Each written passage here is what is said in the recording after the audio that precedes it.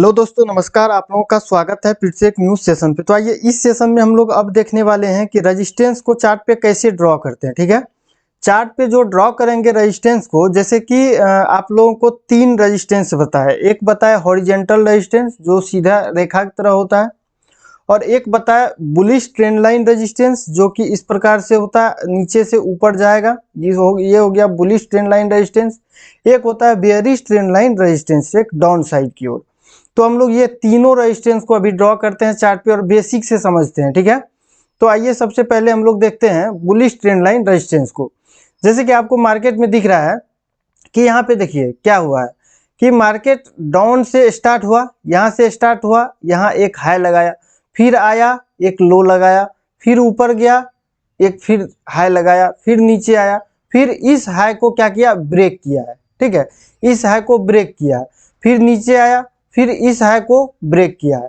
तो ऊपर के साइड में हम लोग अप ट्रेंड से डाउन ट्रेंड से अप ट्रेंड की ओर जो बुलिश ट्रेंड लाइन रेजिस्टेंस होता है उसको हम लोग किस प्रकार से ड्रॉ करेंगे।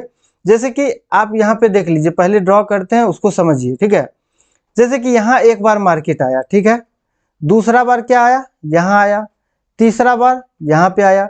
तो मार्केट में जब दो बार, मतलब एक बार यहाँ दूसरा बार यहाँ बुलिश ट्रेंड लाइन रेजिस्टेंस पे जा करके मार्केट जब नीचे आए, तो तीसरा बार का प्रोबेबिलिटी होता है कि मार्केट उस जगह पे जाए और डाउन साइड में आए। ठीक है, तो वैसे ही हुआ है, मार्केट फर्स्ट बार गया है, अप ट्रेंड में गया है, यहाँ पे हाई लगाया, फिर नीचे आया, लो लगाया, यहाँ से फिर ऊपर गया, फिर नीचे आकर के फिर यहाँ ट्रेंड लाइन रेजिस्टेंस के पास जा करके रुका है मार्केट, और यहाँ ट्रेंड लाइन रेजिस्टेंस के पास जा करके फिर यहाँ से मार्केट गिरा है। ठीक है, अब तो ये कंफर्म हो गया कि ये ट्रेंड लाइन रेजिस्टेंस है। क्यों? क्योंकि पहला बार और ये दूसरा बार, यहाँ दूसरा बार मार्केट जा करके गिरा है।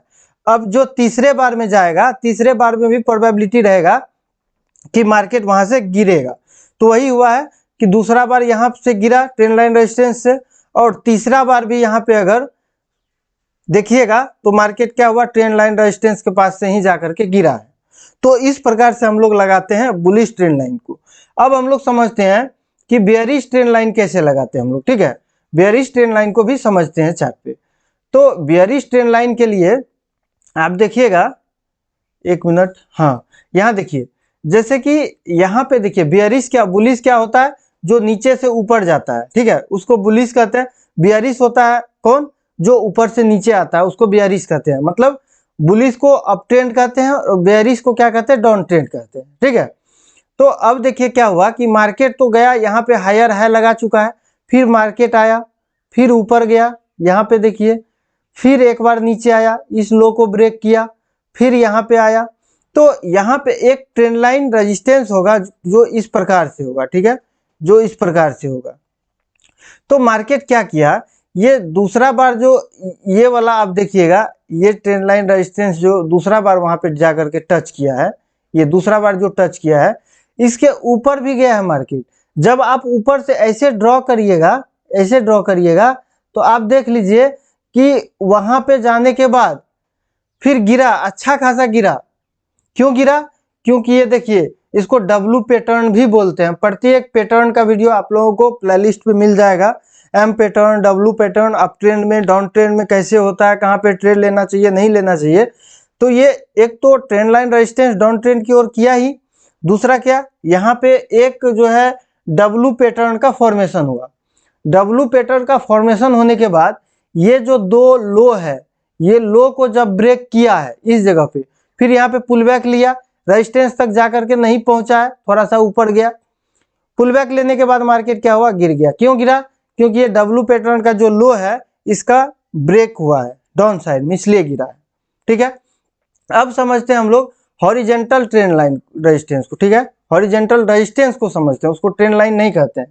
ठीक है, तो उसको हम लोग समझते हैं एक बार अच्छा तरह से। देखिए चार्ट पे देखिएगा तो बहुत तरह का रेजिस्टेंस ये कब होगा, क्रिएट करना। जैसे कि रेजिस्टेंस आप देख रहे होंगे कि बहुत तरह का रेजिस्टेंस बहुत जगह वर्क करता है। ये तभी पॉसिबल होगा जब आप चार्ट पे पूरा तरह से प्रैक्टिस करिएगा, तभी ये पॉसिबल होगा, नहीं तो नहीं होगा। ठीक है, अब देखिएगा इसी जगह पे देखिए, सॉरी इस जगह पे नहीं है, यहाँ सपोर्ट लिया है मार्केट। थोड़ा आगे बढ़ते हैं हम लोग, हाँ इस जगह पे, इस जगह पे मान सकते हैं आराम से। यहाँ पे देखिए कि ये एक रेजिस्टेंस का काम किया, ठीक है। इसका लो आप शेडो को ले सकते हैं, आराम से ले सकते हैं। अब ये देखिए इसमें क्या हुआ कि मार्केट कई बार यहाँ से ऊपर जाने का प्रयास किया है। ये आप एक लाइन भी यहाँ से डाल सकते थे, यहाँ से आप लाइन भी ड्रॉ कर सकते थे और इसको भी ड्रॉ कर दिए तो कोई दिक्कत नहीं है, ठीक है। तो हुआ क्या, मार्केट यहाँ से जब गया, मतलब मार्केट जब पहला लो यहाँ पे लिया है, लगाया हाई, लगाया हाई के बाद नीचे आया, लो लगाने के बाद फिर ऊपर गया, दूसरा बार यहाँ पे टैप किया मार्केट, ये रेजिस्टेंस को टैप किया है, फिर नीचे आया, फिर एक बार रेजिस्टेंस को टैप किया, फिर तीसरा मतलब कि चौथा बार यहाँ पे रेजिस्टेंस को टैप किया है। ये पहले बार तो ये रेजिस्टेंस का जो है पोजीशन बना लिया और यहाँ पे चौथा बार रेजिस्टेंस को टैप किया है। अब देखिए उसके बाद क्या हुआ है, फिर से रेजिस्टेंस के पास जा करके ही रिटर्न आया है। तो आप लोगों को ये समझना है अब कि रेजिस्टेंस के पास जाएगा तो किस प्रकार से बिहेव होगा कि मार्केट डाउन में आएगा। भैया ये तो भी तो पता होना चाहिए ना कि अगर मेरा रेजिस्टेंस ये है तो यहाँ पे ये क्लियर तो होना चाहिए कि मार्केट यहाँ पे किस तरह से रिएक्ट करेगा कि डाउन साइड की ओर हम लोग ट्रेड पंच करेंगे, ठीक है।